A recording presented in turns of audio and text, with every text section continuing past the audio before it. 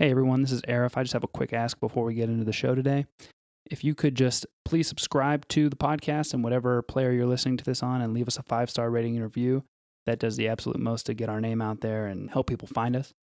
If you're looking for any other way to support the show, you can head over to thelifeofxpodcast.com and click on our support page. All right, thank you. Enjoy the show.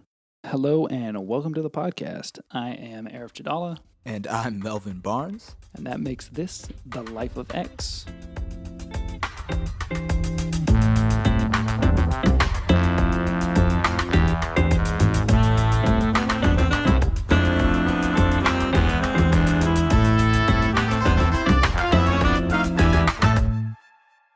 Part 3 of Dwight D. Eisenhower. This should be our final part for this journey. Finally wrapping up. Dwight, I'm sad to see you go. We left off with the end of World War II. The Allies had driven through France and the war was at an end. FDR had died. Hitler had taken his own life. And after that, Ike was installed as the military governor of the U.S. occupation zone. I think we should touch on the fact that Berlin was split into quadrants. So there was the U.S., the British, the Russian, and French sectors of Germany and also of Berlin. And so Ike was in charge of the American section. Ike made sure, and the people of Berlin had been suffering greatly by this point. They were really undersupplied and just in rough shape. So Ike made sure that the U.S. section, at the very least, was supplied. And another thing, that became apparent to Ike upon taking Germany was the devastation of the Holocaust. And when there's disputes among historians and scholars in general about how much the Allies knew about the Holocaust going into it. When they took Germany, Ike made sure that the devastation in these concentration camps was well documented for use during the Nuremberg trials. He sent camera crews to document all of the atrocities. There's kind of a myth that it's not really ever been solidly confirmed, but Ike gets, I don't know if credited is the right word, but the myth more or less is that Ike commanded this town of Weimar, the German people who were living there that were very close to it, the Buchenwald concentration camp, to tour the camp and to look at all of the piled up dead bodies. Weren't they tasked with kind of burying all of the bodies? Well, I don't know about that, but the thing is that definitely happened in terms of the people of the town. So that's not under dispute. Right, that is not under dispute. The dispute is whether or not it was Ike who gave the order. Some people actually say it was Patton, and then other names have been thrown around as well. It sounds a little bit like Patton. It does. It definitely seems like a Patton move, but definitely horrible moment in human history, and Ike wanted to make sure that the documentation was there so that hopefully the war criminals who were going to stand trial for that had everything against them lined up. On the personal front, the end of the war also sort of coincided with the cresting of of Ike's affection and his relationship with Kay Summersby. Following the war, they went to London to celebrate, and they went to a show, they had dinner, they went dancing. It was all very public. He didn't try to hide it at all. They were out there together. And according to Smith, immediately following the war, Ike actually sent a cable to George Marshall in Washington to request that he be relieved of duty so he could divorce Mamie and marry Kay. Marshall made it very clear to Ike that if he were to do that, he could consider his career over. And, Ike, his career meant a lot to him, but also his financial future was tied up in his career as a general of the Army. He was going to receive a pension for the rest of his life. And the way, I'm no expert in the way that military payments and all that sort of thing work, but the way it sounds from reading Smith's book is that he was in jeopardy of losing that. Also, that would have, Marshall would have pretty much tarnished his name, and if Ike had political ambitions at this point, which I think is pretty obvious that he did, that would have really hurt his chances, and so he did not pull the trigger on that. And for as long as Ike was in Germany, he and Kay kept it going. But when it was time to return to D.C., Ike cut it off real quick. There's a story about Ike when he goes on to become the president of Columbia University before he becomes president of the United States. And he needed to kick his smoking habit, which, we had already discussed earlier was huge. And he apparently just quit cold turkey. And when asked how he did it, he said, "I just gave myself the command." And, apparently he was able to cut off his feelings for Kay with the same with the same discipline, because man, that's crazy. It's pretty it's pretty savage the way he dealt with Kay. When he returned to DC, Kay was the only member of his personal staff who was not to join him. In Kay's words, she said, "A telex came in from Washington saying that Lieutenant Summersby was dropped from the roster of those scheduled to leave for Washington. There was no explanation and no reason given." After Ike returned to D.C., he sent Kay this typewritten, cold Dear John letter, and I'm just going to read it to you. And it says, "Dear Kay, I am terribly distressed. First, because it has become impossible to longer keep you as a member of my personal official family.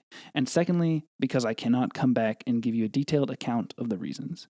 In this letter, I shall not attempt to express the depth of my appreciation for the unexcelled loyalty and faithfulness with which you have worked for the past 3.5 years under my personal direction.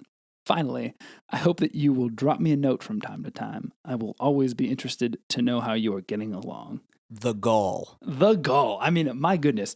I think Smith says that Patton would have had a more heartfelt goodbye with one of his horses. Yeah, I mean, this is absolutely ridiculous. And thing is, though, that Kay didn't go away. She wrote her memoirs, she published them, and in them she detailed their whole affair and everything about it. But like we mentioned in an early episode, Eisenhower and his son really went to lengths to try to downplay her. And like, for instance, her papers her wartime diary, is kept at the Eisenhower Library in Abilene, but it's filed under the Barbara Wyden papers. And no one knows who Barbara Wyden is. And that's because who she is was an author who helped Kay write her memoirs. But no one would go looking for the Barbara Wyden papers at the library, and that was completely the point. Man, talk about Teflon. Yeah. All right, nothing sticks to him. Yeah, so do you want to take over for Potsdam? Sure.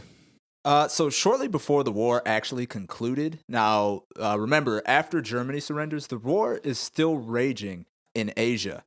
So kind of at the Potsdam Conference in July of 1945, the Allied powers get together, and they're kind of basically talking about how we're going to conclude the war and the post-war order. And while he's at this conference, Ike learns for the first time about the atomic bombs. Now, the dropping of the atomic bombs on Hiroshima and Nagasaki is a point of immense historical debate by historians. And we're going to get into this right now. I think Arif has some slightly differing positions and understandings of the decision to drop the bomb, and we come from different sides of the historical field. I am more than happy to just defer to the future Dr. Barnes on this. This is your thing. This is you are the East Asianist, so I absolutely defer. But I will say, from my own reading of Cold War history, which I think anyone who's interested in this side of things should pick up a book by John Lewis Gaddis or by Melvin Leffler and sort of read this stuff. But my whole thing is just that I think that a lot of why they dropped the bomb on Japan had to do with showing Russia that they had the capability to do so. Again, we sort of talked about these Cold War tensions already coming to the fore before the end of the war. And I also think a lot of it had to do with the fact that at the time in the United States, people in Asia were viewed as lesser humans. And, you didn't see them use the bomb on Germany. And later they go on to, military advisors to Ike want to use the bomb against the Vietnamese and the Koreans. And, there was a lot of Cold War stuff going on at the time. And to my knowledge, there wasn't really a whole lot of talk of dropping the bomb on white people. So we agree on 99.95% of what we're talking about here. I do want to say, I think that the bomb was not dropped on Germany, though it was developed for deployment on Germany, at least as far as my understanding, because it wasn't ready by the time the Germans surrendered. However, the extra months of conflict against Japan provided the time to actually prepare and deploy the bomb. But that isn't to say that racial thinking didn't factor into this, because it absolutely did. The fight between the Allies and Japan in Asia was absolutely and unquestionably racially motivated. But I also think that, we also have to talk a little bit about what is going on with Russia. And it certainly was a show of force for the United States to make against kind of the Russians. Yeah, but I think that because listen, like absolutely, this saved American lives by doing this, but they could have just as easily. I mean, not just as easily, but they could have won this war without using the bomb. But at the time, they needed to show Russia that we have this capability. Right. So I think this is the point where we kind of diverge just a little bit in that, yes, part of it was showing the Russians that, yes, we have this capability. But the other part of it is it's not just ending the war, because everyone understands that Japan is going to be defeated. The question is, who's going to end the war and how quickly can we do it? And if you want to know a little bit more about this, pick up a book called Racing the Enemy by an author, last name Hasegawa. It's basically that race that the United States and the Russians are kind of having to see who can get the Japanese to surrender and who can occupy Japan. And the real debate kind of focuses on, well, how effective was the atomic bomb in forcing the Japanese to surrender? If you listen to a lot of American historians from previous decades, the answer is the atomic bomb absolutely forced the Japanese to surrender. Whereas, more recently, historians have started to lean towards, well, we have to take into account the Soviet invasion of Manchuria, which decimated Japan's new industrial base and completely eliminated a very, very good Japanese army in a scary amount of time, in a matter of weeks. So all of these things kind of factor into why the Japanese surrendered. But it gave the opportunity, perhaps, some people may agree, some people may disagree, for the United States to occupy Japan alone rather than splitting it with the Soviets like they did in Germany, because the Russians were planning to invade from the north. Yeah. So it's a really complicated picture, and we do encourage you guys to read on a little more about it. But the one thing that's not up for debate is that Ike seemed to he wasn't up for using the bomb. Yeah, he was horrified. I mean, I feel like if he really truly like just learned about it at Potsdam, to have these people tell you that something like this even existed would probably kind of take you by surprise. And then also, he really did not like the idea of the United States being the first people to introduce this new horrible weapon. This like terrible, terrible weapon. Yeah. I don't know. I feel like people who are like in our generation, we've grown up with like knowing about the damage that could be wrought by atomic weapons and that sort of things. But like before this, like this wasn't a thing. Like you couldn't just blow up a whole city before this. Like the thing is so and don't quote me on this number because I am trying to remember all of the histories that I've read and things like that. But of Japan's, 70, I've read too many histories. Whatever. Of Japan's 72 or so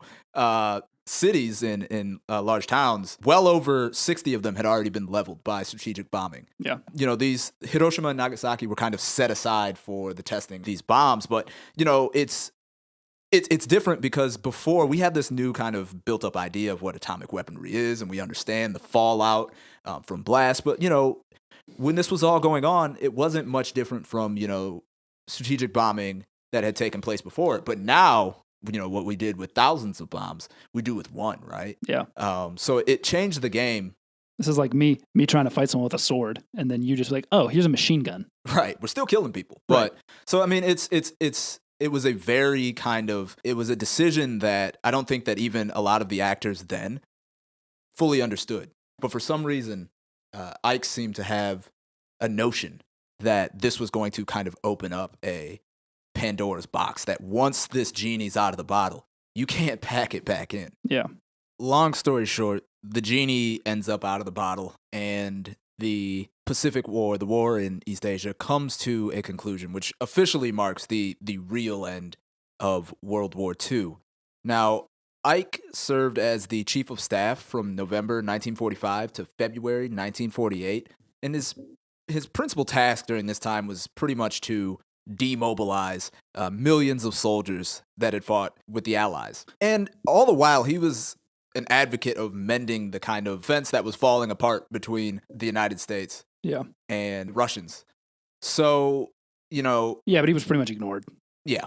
His counsel in this case fell on deaf ears. And after 1948, during 1948, he contemplated running for the presidential election. Well, he was being pulled towards. I don't know if he was sort of apprehensive at that point. I think by this point it was sort of clear that he wanted to run, but he wasn't sure if this was the right time. And you know, as we mentioned, I think first or second episode, an earlier episode about Ike, we talked about the fact that, you know, Ike's politics were never obvious. He never came out strong and took positions, and so people didn't know where his positions were. But like, it's also important to remember that by this point, like, Ike was the hero of Europe. He was a full-fledged celebrity. Do no wrong. Yeah. But it's also important to remember that unlike kind of today's political climate, the gap between Democrats and Republicans on a lot of issues was not what it is today. Yeah. They were much closer together than they are now. So Ike running as a Democrat or as a Republican was not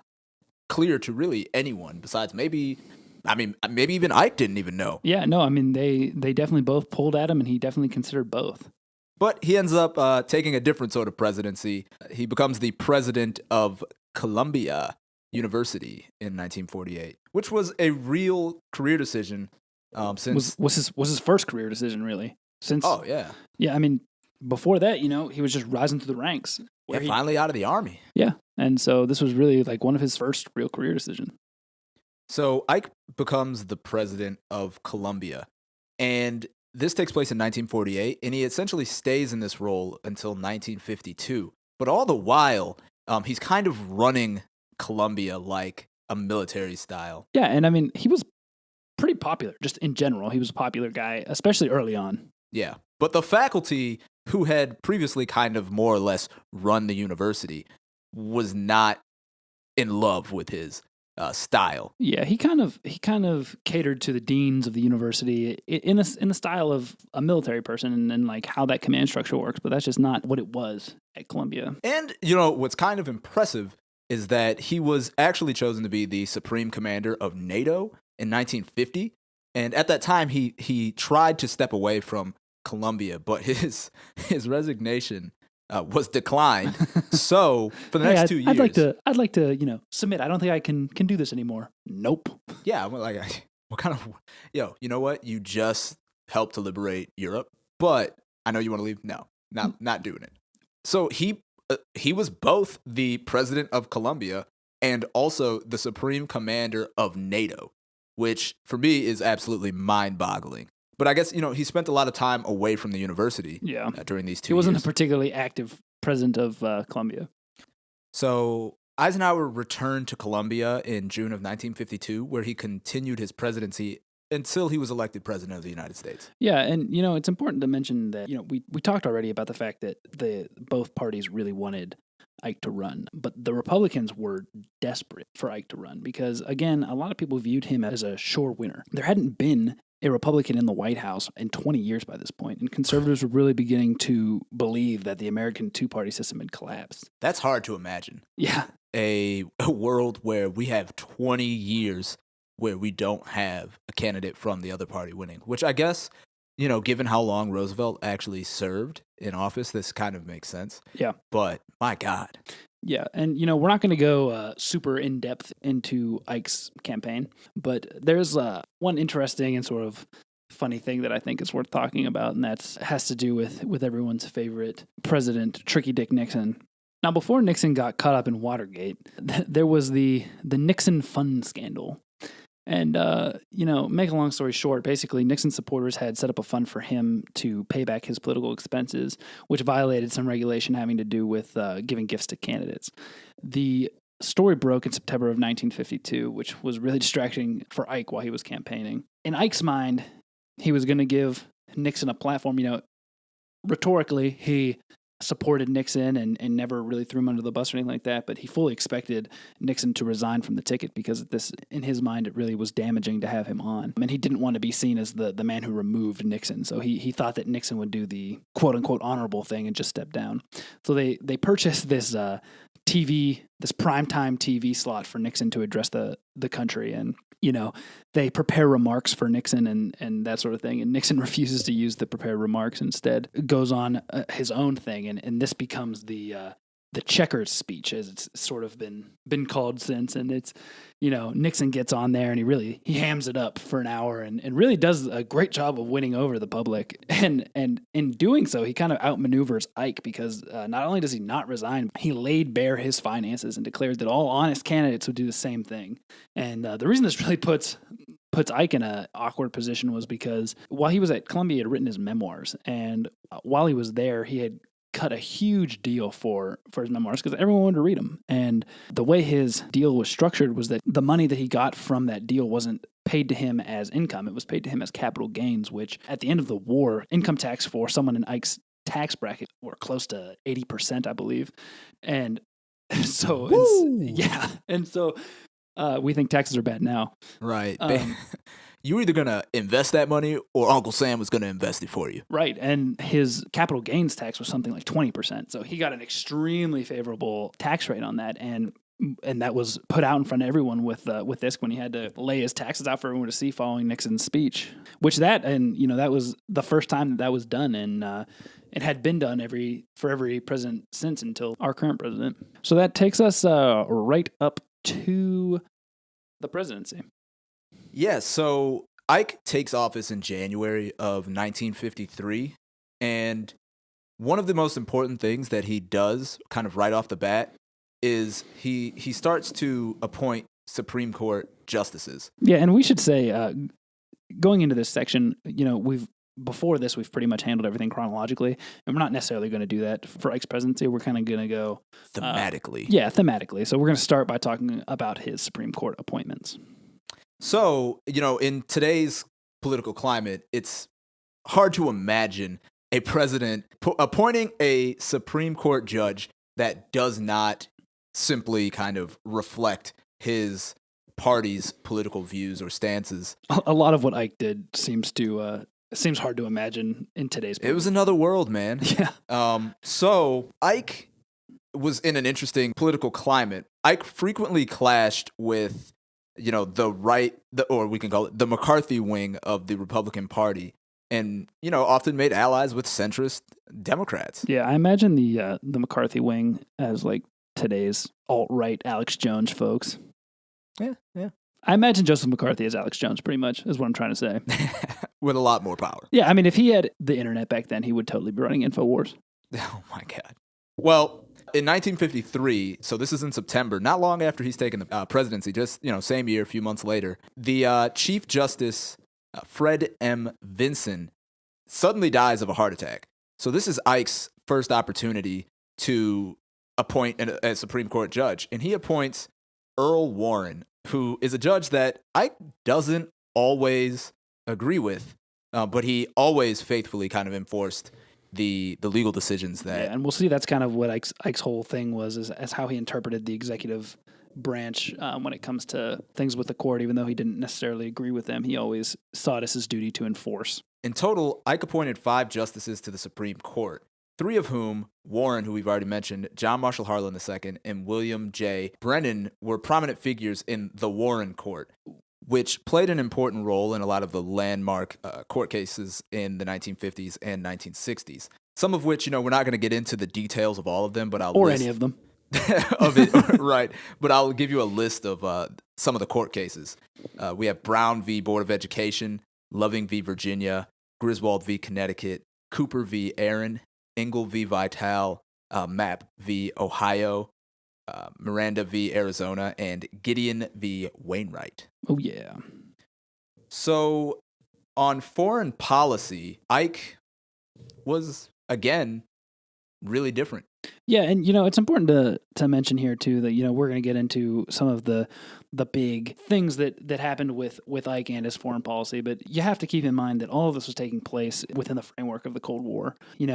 Behind every corner in the mind of a lot of Americans was a Russian spy, and this whole thing is going on. There's a push for spheres of influence trying to spread this democracy versus communism and all of that. And so a lot of this stuff that deals with Ike's foreign policy, you can see that, but just keep in mind that even if we don't explicitly say it, this is all happening within that framework.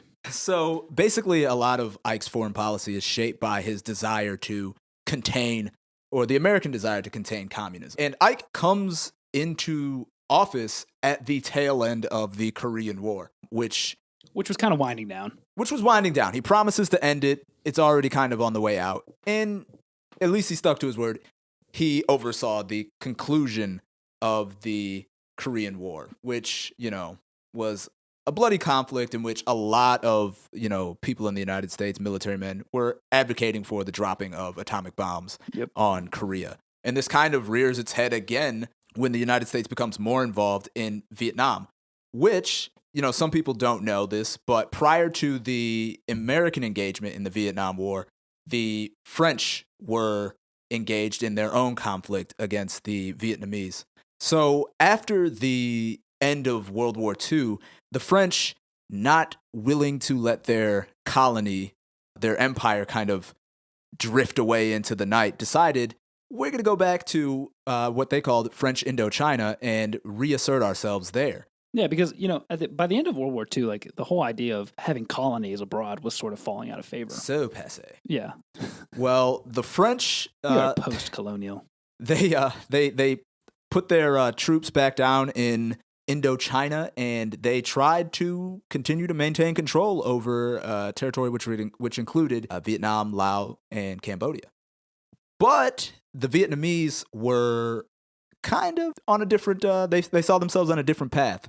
They had already started a very robust independence movement led by Ho Chi Minh.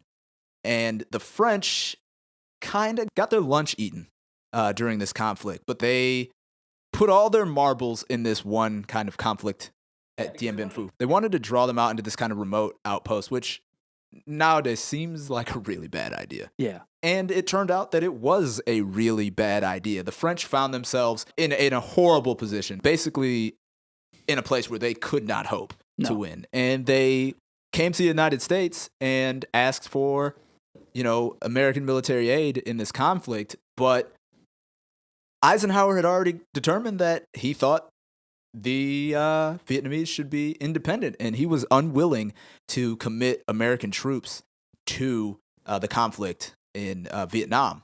So the French end up surrendering in May of 1954, and they work out a settlement between, the Vietnamese, the Chinese, the Soviets. In the United States, the French and Great Britain were also there. This was the now famous Geneva Conference. And the Vietnamese, the country ends up becoming divided between a North Vietnam and a South Vietnam, kind of like how Korea is today. And as we all know, this will kind of be a little important in a decade and some change. Yeah. And, it's I don't want to say funny, but it's interesting definitely to think that, Eisenhower's approach to Vietnam sort of centered around the right of self-determination. And that was kind of his whole spiel when it came to why he wasn't willing to commit troops, but that didn't necessarily seem to be the case in other parts of the world. For instance, we're gonna talk about Iran now, and this was sort of already in motion before Ike came into office, but he was definitely still the one to end up making the final call and pulling the trigger. So we're just gonna quick background on Iran, and just so you can sort of understand what went down there.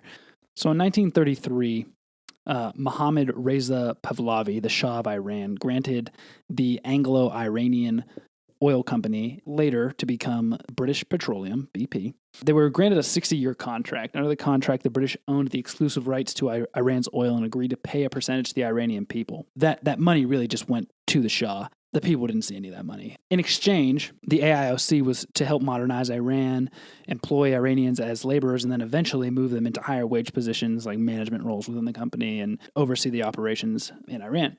Sort of you help us modernize, we get you rich off our oil. What really happened was that for years, the AIOC just exploited the Iranian cheap labor, and the Shah got rich. The only positions that the AIOC employed Iranians in were menial, low-paying, and dangerous jobs. In the late 1940s and early 50s, other countries in similar positions started to renegotiate their deals, and so the Iranians became aware of this and weren't too happy with the situation they were in. So they called for renegotiation. The AIOC rejected all of their renegotiation attempts. So at the time, it's important to understand that Iran sort of had a similar government to how England's was set up. So they had the royal family, and then they also have a parliament. And so in Iran, the king is the Shah, and the Congress is called the Majlis. The Shah effectively selects the prime minister from the ruling party in the Iranian Congress. So the name of the prime minister during this time is Mohammad Mossadegh, and he was extremely popular with the Iranian people. He was a nationalist. He, fiercely advocated for the nationalization of oil by the Iranians, and he, more or less, he recognized that there was a lot of exploitation going on, and he wanted to. He thought it was high time for the Iranians to start getting paid. His movement became extremely popular, and the Iranian parliament voted unanimously in favor of nationalization in May of 1951. The Shah, who was a friend of the United States, feared that he was going to be overthrown by Mossadegh, and so he painted Mossadegh as this communist figure, and that really kind of damned Mossadegh in the future. As he continued to become more popular, the Shah became more and more afraid. Mossadegh was in favor of making the Shah more of a ceremonial leader and turning over all the power over to the people. And, like we said, the Shah just couldn't really do much but watch from this point. Mossadegh was gaining not only popular acclaim in his country, but he was gaining global attention. He was named Time Man of the Year in 1951. The situation continued to grow worse for the British in 1952. They attempted a coup against Mossadegh and it failed.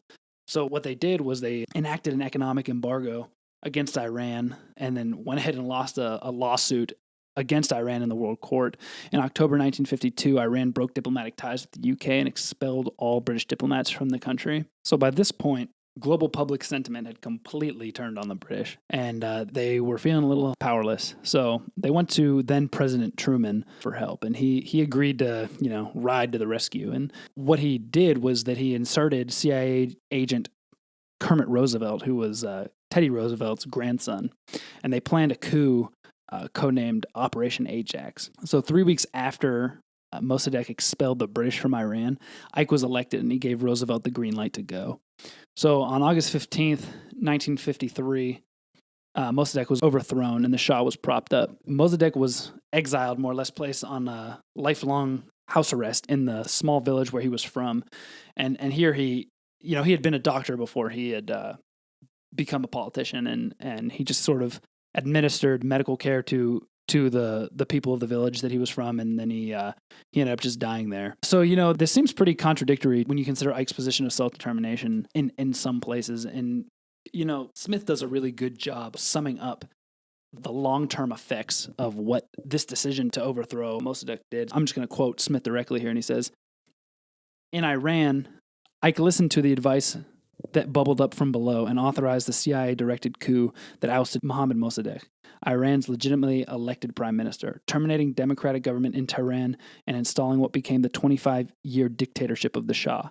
That dictatorship spawned the Islamic Revolution of 1979, which brought to power the passionately anti-American Iranian theocracy that has bedeviled world politics ever since." It's interesting how such kind of, seemingly small decisions have just ripples that stay with us for decades. The decision in Vietnam and now Iran. Yeah, and it's crazy, and it doesn't stop there. So another place where self-determination was, decided against was in Guatemala. He was kind of emboldened by his quote-unquote success in Iran. He just decided that, the CIA can make things happen and I don't have to put troops on the ground. So Ike quickly started to fund the CIA more and more. And he really came to see them as like a quick fix for problematic regimes. So again, a little background on Guatemala. In 1944, the country's middle class had overthrown the military dictatorship of General Jorge, I'm getting all the names, Ubico. Is what I'm going to go with. He was tied closely to the United Fruit Company, which their founder, we're definitely going to spend some time on him in a later episode. There's a great biography of him. He's an interesting figure. But suffice to say, for now, they were hand in hand, more or less a very similar situation that was going on with the AICO in Iran with United Fruit, that was using Guatemala's land to grow a lot of bananas and to just generally control the supply of bananas flowing into the United States and elsewhere. So the democratic government of Guatemala begins to clash with United Fruit after they instituted labor laws that were actually modeled after FDR's New Deal. United Fruit goes ahead and labels these actions communistic. And in 1951, which was 7 years after the revolution that overthrew Jorge Ubico, Defense Minister Jacob R. Benz was elected president by just absolutely enormous margins. Again, this is so reminiscent of Iran. Extremely popular official elected.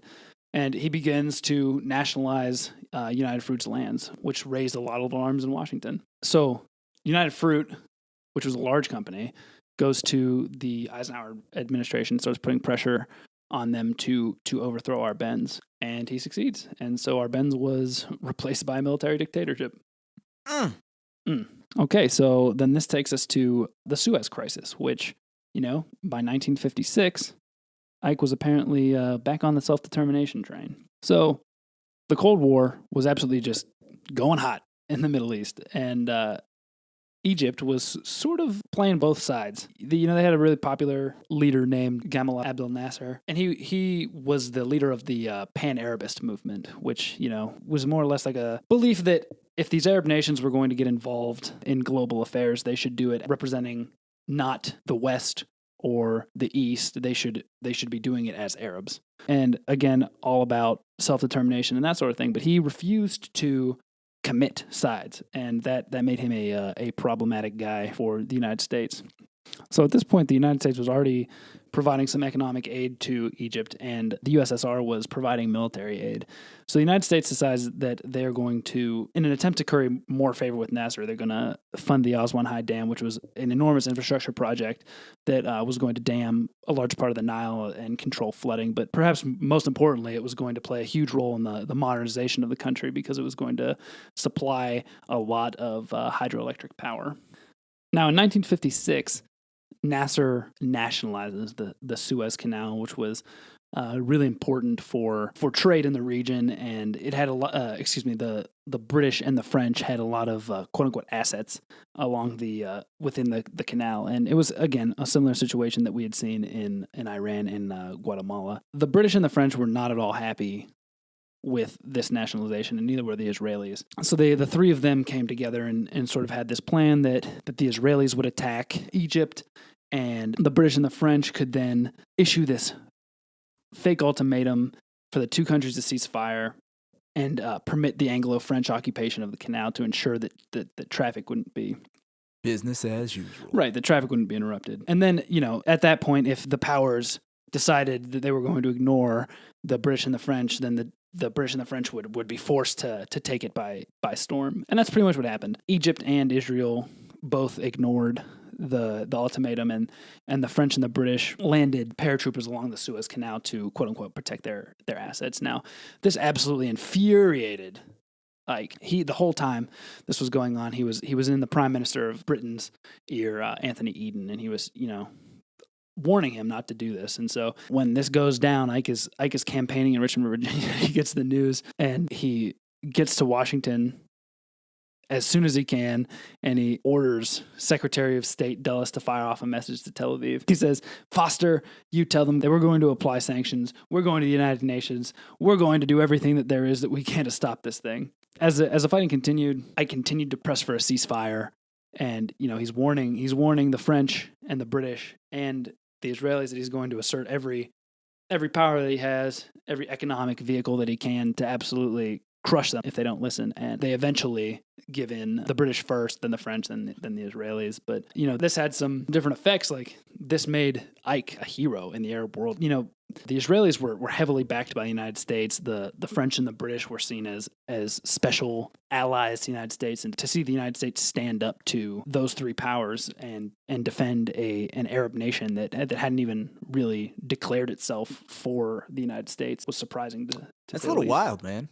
I mean, can you imagine today, the United States kind of actively making a move that was counter to what Israel wanted, the British and the French?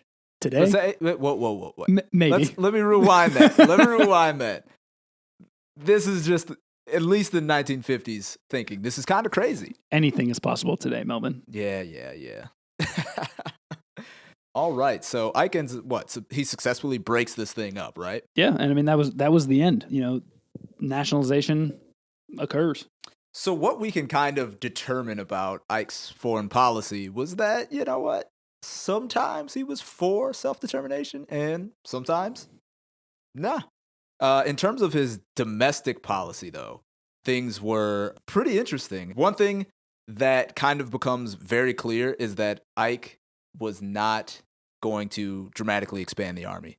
As a matter of fact, he was going to do the opposite with one exception. He basically believed that he wasn't going to move forward and get the United States bogged down in these minor or smaller conflicts, what we might call, what would we call that today? Skirmishes. Not skirmishes, but like limited conflicts. Yeah, and the whole thing was, and again, we have to kind of return to the fact this was all taking place during the Cold War, and so in Ike's mind, it was all or nothing. Yeah, he basically saw it as, you know what, if we're going to fight for all the marbles. Yeah, and it's going to be nuclear war. And so at the time, the most important branch of the military in fighting a nuclear war was the Air Force. Right. It's important to remember that at this time, the United States doesn't have ICBMs, intercontinental ballistic missiles.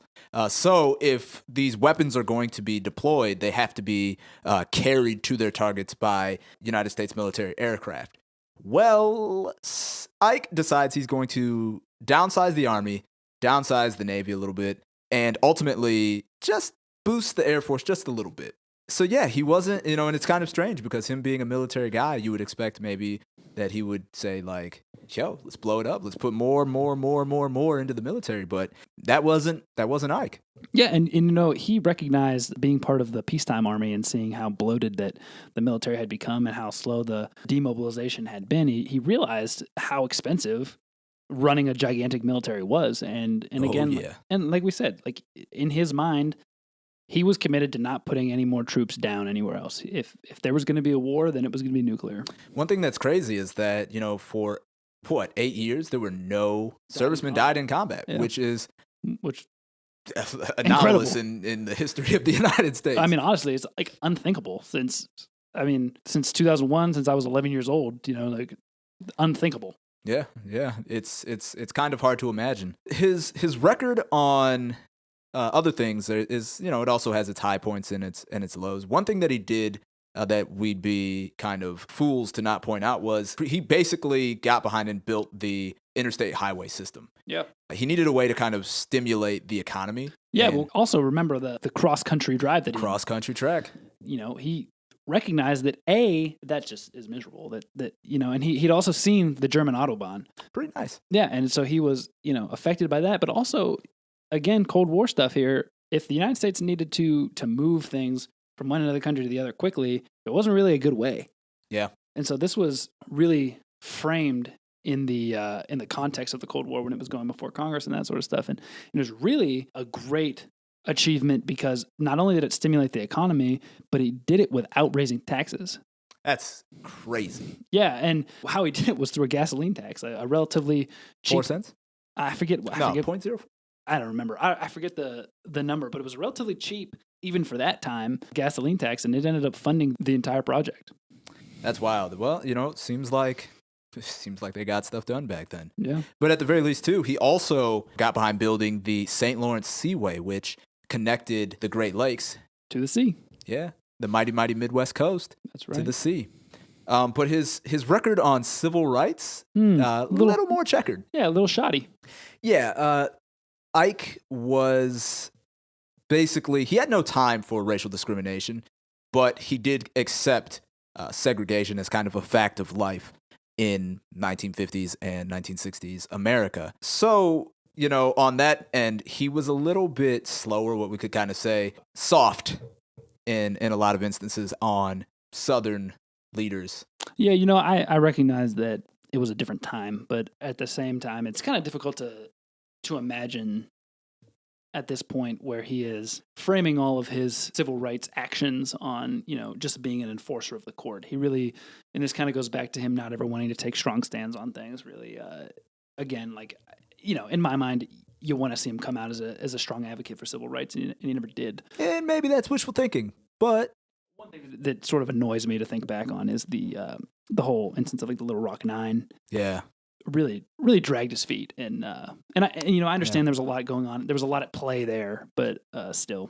So what Arif is kind of getting at is that Ike basically, in some sense, allowed these children to be stopped by these kind of mobs outside of the high school. Yeah, and it became completely obvious that obviously the governor was in favor of keeping schools segregated. Exactly. So Ike, you're up, man. Yeah, so what Arif would have liked to have seen is the kind of deployment of the National Guard sooner to kind of escort these students to class and basically just to stand behind them a little bit more firmly. But you know what? At least at the end of the day, he got the job done. But certainly could have been better. Yeah, I mean, don't get me wrong. I think for the time, Ike's record on civil rights is fine-ish. And let's not overlook he did appoint the Supreme Court appointees. No, I get it. It's just, I don't know. 2018 now, first day of 2018. It can be upsetting to look back. Yeah.